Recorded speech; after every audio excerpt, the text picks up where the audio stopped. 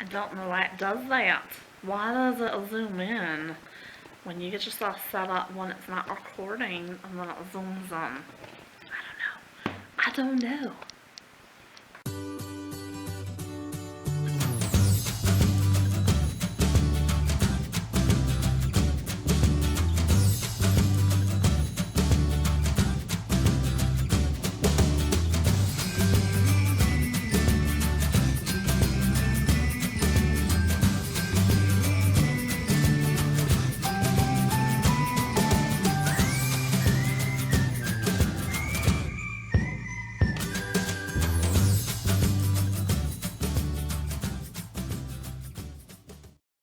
So what I have decided is really hard about being a vlogger when you work from home and you have the kind of personality that you always have to have sound or noise. So I always have a radio or Spotify or iHeartRadio on, or I've got YouTube playlists going that always have music, and I've decided that that's really hard because I can't have music in my vlogs. So I have to like specifically turn stuff down, and it's not going to be as like spontaneous for me to be like vlogging here. But anyways, I thought I would give it a shot since the hubby is doing some vlogging of his own, and I just wanted to say that I'm really super incredibly proud of my husband for the vulnerability and the rawness and just the accountability that he's seeking for his new journey in trying to get healthy. And I just thought that maybe if I made a vlog and kind of went alongside him on this journey, it would help boost him and boost me, and maybe we could do this together.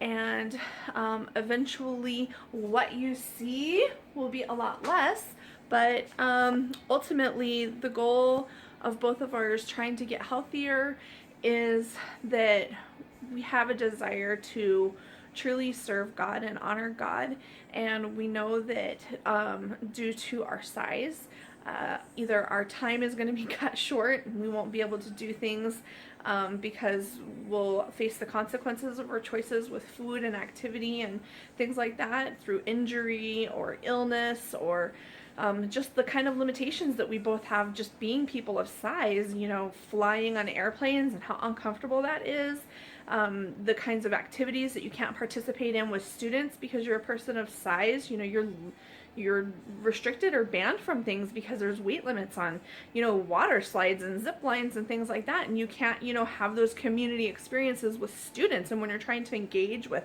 high schoolers or junior hires or college age and above people, you need to be able to be active, and our weight is putting those kinds of limitations on both of us, and we want to do something about it. So today is gonna be my first little vlog. So I thought I would vlog a little bit of dinner prep so that I could kind of document some of the foods and the meals that have been working for us. So tonight I'm going to be making a recipe that everyone in the family likes and is actually pretty low calorie if you do it right. And it's a recipe that I found when at one point we tried to do Weight Watchers, and we were trying to do like Weight Watchers points and stuff like that, but this particular recipe also gave other macro information, and it does have like the calories on it. So I found it on lalouche.com, and it's an Asian meatball recipe. And basically what you do is you just take some ground turkey, some panko breadcrumbs, sesame oil, garlic, rice wine vinegar, soy sauce, honey, green onions, and egg, and you just you make up some really good meatballs, and it ends up being, for a serving of 6 meatballs, is 179 calories, which is really decent for the stuff that's in it, and they taste really flavorful. So I will just go ahead and get started now.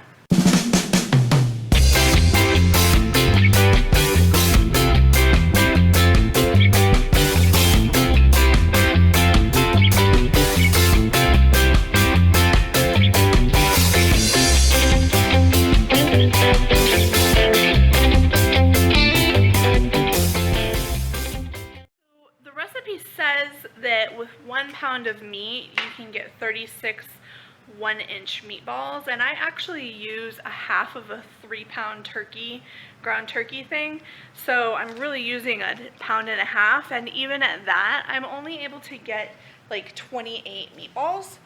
So I mean, and some of them are really, really dinky, as you can see there, but you know, it is what it is. I don't know, you know, how to make more uniform meatballs. I'm not going to spend the time to put them in a little baller or whatever. And I mean, that looks like, I don't know, 1 inch to me. Use the thumb rule. You guys know the thumb rule, right? That your thumb is 1 inch, blah, blah, blah, whatever. All right, so then you pop those into the oven and you bake those, and then you put this yummy, delicious, gorgeous sauce on top of them. So I'll check back in with you as soon as those are cooked. Okay, so while those are still cooking, I'm going to make the sauce, but of course, the peanut gallery had to pipe up in the middle of me and my little vlogging and say that he has never heard of the rule of thumb before, so maybe you've never heard of it as well. And I guess the best way for me to explain what I remember hearing it was somewhere in like 6th grade or something. We must have been doing some sort of a measurement unit in math. And it was that whole, the rule of thumb, and it came about because some king somewhere needed to know how to measure 1 inch and just decided that it was going to be the length of his thumb. So whoever the king was at the time, that's what 1 inch was. So measurement was not anything that was really a thing, like a legitimate thing back in the day. Rule of thumb. Rule of thumb, a broadly accurate guide or principle based on experience or practice rather than theory. Okay. Origin and meaning from phrases. It comes from the UK. So, let's see. Origin. The rule of thumb has been said to derive from the belief that English law allowed a man to beat his wife with a stick so long as it was no thicker than his thumb. In 1782, Judge Sir Francis Buller is reported to having made this legal ruling, and in the following year, James Gilray published a satirical cartoon attacking Buller and caricaturizing him as Judge Thumb. The cartoon shows a man beating a fleeing woman and Buller carrying 2 bundles of sticks. The caption reads, "Thumbsticks for family correction, warranted lawful." And there's the cartoon. So I guess what I remember being told was slightly off, or I totally remember it wrong, or the person who told us it at the time when I learned it was wrong and just had parts of it right. But anyways, so that's the rule of thumb. Have you heard of the rule of thumb before?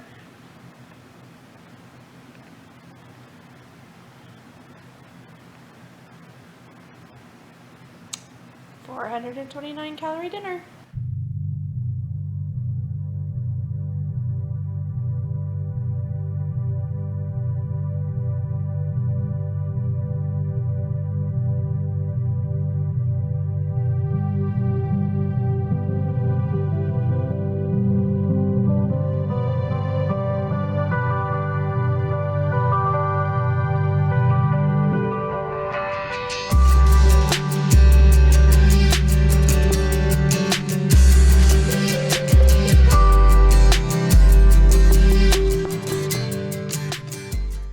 So I am getting ready to head out to the gym now. It's 5:45, which means it's going to be probably the busiest time of the day at the gym. So this is probably going to be really stupid of me to be trying to go at this time of day, but I wanted to try to do some stuff on machines or get in on the elliptical or something.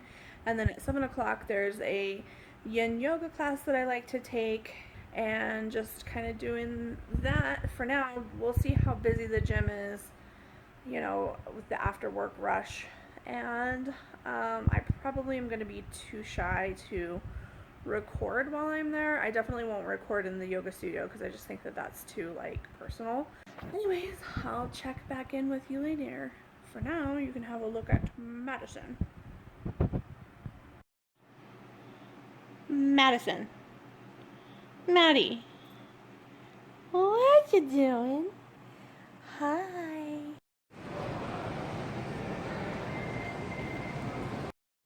Okay, so I was far too scared to actually vlog while I was out there because I just felt really self-conscious trying to learn the machines and doing all that stuff. But I did arm machines and some upper back machines before I had to come over here and try to get my spot in what I think is going to be a very popular yin yoga since it's a nighttime one. So I'll check in later. Okay, well, I finished my yoga class and it feels pretty good. It's 8:10 at night now, so I'm not sure exactly what kind of calories I burned doing that kind of a yoga class. I don't know how to actually calculate them. I don't have a heart rate monitor, so I guess we'll just kind of go with what my FitnessPal says for the activity. And maybe if I get really serious about all this, I will think about getting a heart rate monitor, but those are pretty pricey, so I think I'll just probably go with the numbers on a website for now, and then we'll go from there. But overall, it was a pretty good workout. I think I said already before the yoga started, I did the arms machines, so I worked some triceps and some biceps, and one other one. And then I did a couple of the back machines and delts and stuff like that, so I don't know, I'm just too shy to like film in the middle of doing that because there's people like all around, but I did it, so yay. Okay, so clearly I am a hot mess after doing yoga, and I need to go into the MyFitnessPal app and log my exercise. I have a really hard time trusting that I should be eating 1,800 calories or more, but I'm going to do it. And I will close out this vlog and probably go in and try to edit it. I think I kind of glanced at the files and I have like almost an hour of footage from today, and I didn't actually vlog at all, so whatever. I guess we'll see how this goes, if anybody actually watches it, or even if you guys don't watch it, I'm gonna vlog it for my husband and for me, and if it ends up inspiring anybody else, or anybody else feels like they want to be you know, on Team Geroux and just give us encouragement by subscribing and by commenting or liking or whatever, I mean, it's totally great. We love those kinds of things. Everyone loves an accolade, so we appreciate you, and one of the best things that you can do for us is just be encouraging and pray for continued motivation and pray for health and pray for us to have some success. So with that, I will close it and we'll see you tomorrow. Bye.